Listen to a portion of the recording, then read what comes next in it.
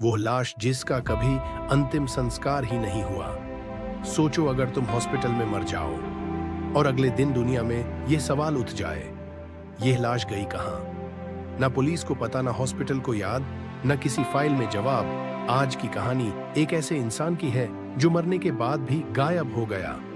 एक आम सा इंसान, वो कोई क्रिमिनल नहीं था, न कोई अमीर ना कोई मशहूर, बस एक आम इंसान जो शहर में अकेला रहता था।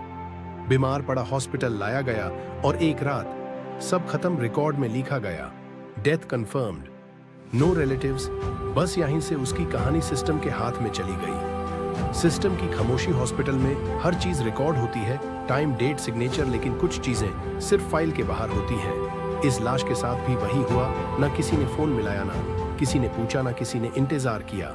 जैसे सिस्टम कह रहा हो, जिसका कोई नहीं उसकी जिम्मेदारी भी कोई नहीं। जहां से लाश वापस नहीं आती, हॉस्पिटल के नीचे एक जगह होती है जहां ज्यादा रोशनी नहीं होती।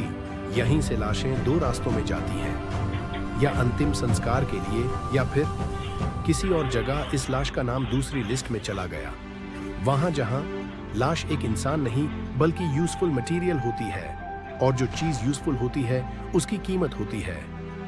मौत की कीमत, ट्रेनिंग, रिसर्च, एजुकेशन, ये सब शब्द पेपर पर लिखे होते हैं, पर अंदर की सच्चाई ये है, लाश का हिसाब होता है, नंबर होता है और डिमांड होती है।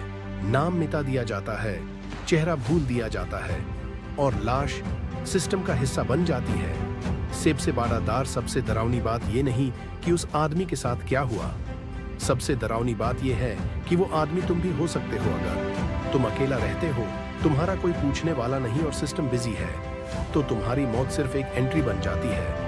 इस कहानी में ना कोई खूनी था, ना कोई अरेस्ट, सिर्फ एक सिस्टम था जो चुपचाप काम करता रहा, और एक लाश जो कभी वापस नहीं आई। इंसान जिंदा हो तो ही कीमती है, या मरने के बाद भी उसे इज्जत मिलनी चाहिए।